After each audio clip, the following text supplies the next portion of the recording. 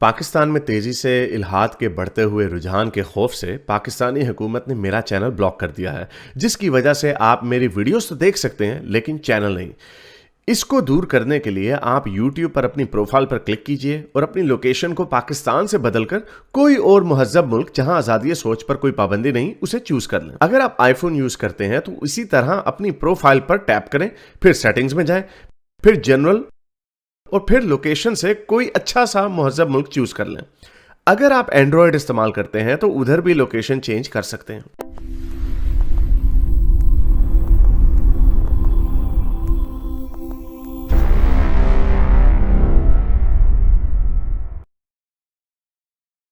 यार देवनागरी में लिखा हुआ है इन्होंने नाम अपना, पता नहीं क्या नाम है इनका। हाँ जी, जी भाई। हाँ, आरिश भाई। जी भाई, क्या नाम बोले, नाम कैसे क्या है हैं? आपका? मेरा नाम आर्यन गोस्वामी है। आर्यन। अच्छा, आर्यन भी और गोस्वामी भी, बड़ा ताकतवर पावरफुल नाम है आपका। नहीं नहीं, आर्यन आर्यन नाम है। आर्यन, वही ना? हाँ हाँ। तो मैं आपको काफी देर से सुन रहा हूँ और काफी समय से सुन रहा हूँ। अच्छा। हाँ, तो मेरा एक प्रश्न था। मैं 1957 में ह्यूज एवरेट की एक इंटरप्रिटेशन आई थी। किसकी? ह्यूज उसका नाम था huge Everett Everett Everett manual interpretation. अच्छा। मैनुअल इंटरप्रिटेशन आई थी उनकी, और अभी उसको अभी हमारे लेटेस्ट जो फिजिसिस्ट है मैक्स टेगमार्क, उसके बाद सेम कोरलन, उसके बाद एलन गुप्स, ये सभी उसको फॉलो कर रहे हैं। वो हाँ, जो ह्यू एवरेट। ह्यू एवरेट मैनी हाँ वर्ल्ड इंटरप्रिटेशन। हाँ, अच्छा, हाँ हाँ। हाँ हाँ। तो मैं ये काफी देर से उसको देख रहा था। मैंने कोपेनहेगन इंटरप्रिटेशन को भी पढ़ा है, और उसके बाद जॉन वॉन न्यूमन और विंगर इंटरप्रिटेशन को भी पढ़ा है। वो सभी अच्छा। अलग अलग बूम की, हाँ, वो फिर वो डेविड बूम की इंटरप्रिटेशन, पायलट वेव फंक्शन, वो सबको उसको पढ़ा है। लेकिन एक बार मुझे समझ में नहीं आ रही है कि ये जो मेडिवल इंटरप्रिटेशन की बात कर रहे हैं, तो उसको हम डार्विन के साथ कैसे कंपेयर करेंगे फिर? क्योंकि डार्विन एक एकदम तो बायो फंडा। डार्विन एक बायोलॉजिकल थ्योरी है।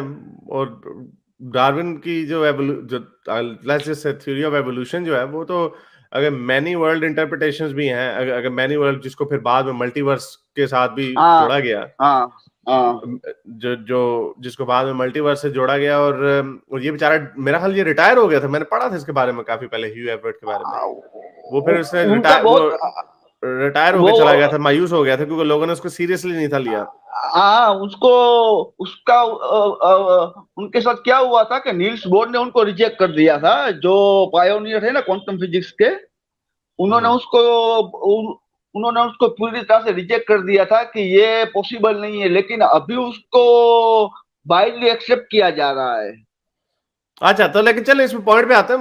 मुझे नहीं, वाइडली एक्सेप्ट तो उसी तरह आइडिया है ना, ये तो एक थ्योरेटिकल आइडिया हाँ है ना, ये उस तो पर किया जा रहा है। ये तो एक आइडिया है। उसके उसमें तो बहुत सारी तो मैं इंटरप्रिटेशन आपसे ये पूछ रहा हूँ, कोपेनहेगन। आपका जो सवाल है, मैं आपसे ये पूछ रहा हूँ, हाँ आपका जो सवाल है कि इसका थ्योरी ऑफ एवोल्यूशन के चक्कर में क्या है, तो वो मुझे बताया। उसका थ्योरी ऑफ एवोल्यूशन से इसका क्या क्या मुझे समझ हाँ नहीं आई, क्या इसका क्या कंक्लूजन हाँ हाँ। क्लैश है? मैं आपको मैं अभी ये जो फिजिसिस्ट ब्रेन ग्रीन है ना, नहीं खेड़ खानी है। नहीं, अभी मैं ब्रेन ग्रीन का एक उनकी बातचीत सुन रहा था। जो वो लोग उनसे डार्विन के बारे में पूछा गया था। ब्रेन ग्रीन आप जानते होंगे, फिजिसिस्ट हैं। ब्रायन ग्रीन, हाँ जी, ब्रायन ग्रीन, आ, आ, हाँ। आ, आ, आ, तो उन्होंने क्या किया कि हम डार्विन को चलो अभी मान लेते हैं, लेकिन एक एटम, उसके बाद मॉलिक्यूल, ये सब जो उनके अंदर सब एटॉमिक पार्टिकल्स होते हैं, जैसे कि इलेक्ट्रॉन, प्रोटॉन और इलेक्ट्रॉन, ये सब होते हैं।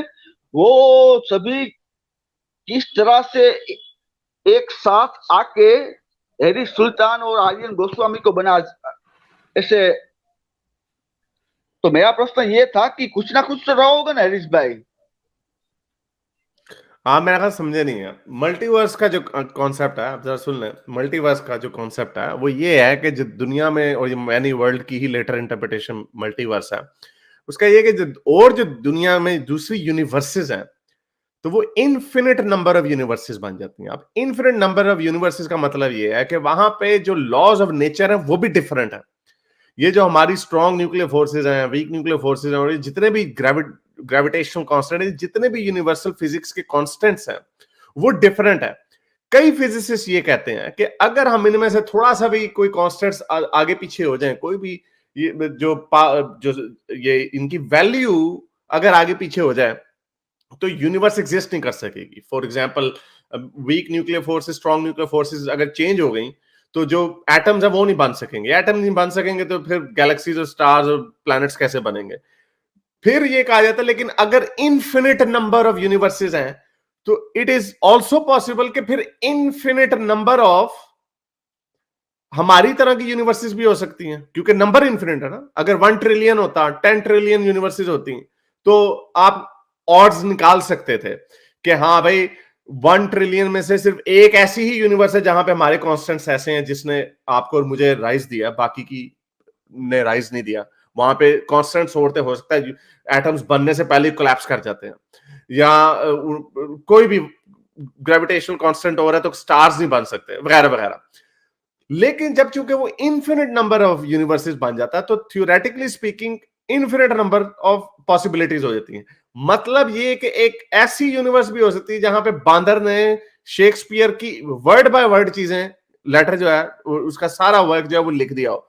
अब आते हैं एवोल्यूशन के ऊपर, जो आप कह रहे हैं, प्रॉब्लम फिर वही आ जाएगी कि अब जो कहते हैं ना वो एल्विस इज स्टिल अलाइव, पता नहीं आपने सुना होगा, ये अक्सर ये फिजिक्स वाले जो है ना, ये अपनी डॉक्यूमेंट्रीज में इस तरह के लेक्चर्स में इसका हवाला देते थे, Elvis is still alive maybe in some other universe. वो इसलिए देते हैं कि यूनिवर्स इज थ्योरेटिकली इन्फिनिट है। इन्फिनिट यूनिवर्स में हो सकता है मैं किसी और तरह का, मैं इसी तरह के दिखता हूँ, मेरा जर्नी और हुआ होगा, या बल्कि ऐसे भी हो सकता है कि मैं इस वक्त बिल्कुल यही बात कर रहा हूं और वो एवोल्यूशन के थ्रू से होके गुजरा हूं। अब अगर यूनिवर्स के लॉज ऑफ नेचर बदल गए हैं उस यूनिवर्स में, तो हो सकता है उसमें फिर एवोल्यूशन भी नहीं होगी। तो एवोल्यूशन की जो सैंपल साइज है वो हमारे पास यही है। और अक्सर लोग यही कहते हैं कि अगर लाइफ कहीं पे भी ओरिजिनेट हुई होगी ना, जैसे हमको कहा ना कि कई साइंटिस्ट कहते हैं कि स्टार्स बनने के लिए ये यूनिवर्स के कांस्टेंट्स जो हैं ये ऐसे ही होने चाहिए, तो उसी तरह लाइफ के एग्जिस्ट करने के लिए भी एवोल्यूशन से अलावा हमें और कोई आइडिया समझ नहीं आता। ऐसा नहीं हो सकता कि एक ओरिजिन ऑफ लाइफ हो तो उस लाइफ में से हाथी एकदम से जमीन से निकला, ऐसा कभी नहीं हो सकता। जो भी लाइफ होगी वो सिंपल ओरिजिन्स के साथ ही होगी, और सिंपल ओरिजिन्स के साथ उसकी ओरिजिन है। अब ओरिजिन के ऊपर बहस है, वो भी हमारे पास कोई सैंपल ही नहीं है, इसलिए हम उसके बारे में नहीं कह सकते। लेकिन जब ओरिजिन हो गया था वो इवॉल्व होगी। तो infinite number of universes mean के इन्फिनिट नंबर ऑफ एवोल्यूशन भी हो रही है। प्रिंसिपल यही होगा, लेकिन ऐसा जरूर हो सकता है कि उस यूनिवर्स में बहुत सारी यूनिवर्सेस ऐसी होंगी जहां पे कुछ भी नहीं हो रहा। Have the last word. हाँ, तो हाँ, ये आपने मैंने इसका सेम क्वेश्चन पूछा था एक चैनल के ऊपर, उसमें भी सेन कोलिन और अरविंद हंस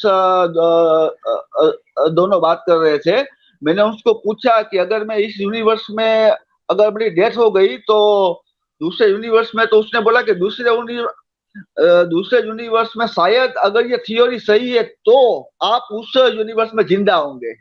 तो फिर यही बात लेकिन वो आप नहीं होंगे, लेकिन वो आप नहीं होंगे, लेकिन वो आप फिर भी नहीं होंगे। तो वो कोई भी होगा ना, वो कोई और ही होगा, आपकी कॉन्शियसनेस यहीं पे मर जाएगी। तो ध्यान रखिए। चले, I have to wrap this up. बहुत शुक्रिया। ठीक है। अच्छा जी, मेरे इस नेक काम को जारी रखने के लिए मुझे पेपैल या पेट्रियन पे जरूर सपोर्ट कीजिए, ताकि मैं अपना पैगाम ज्यादा से ज्यादा लोगों तक पहुंचा सकूं।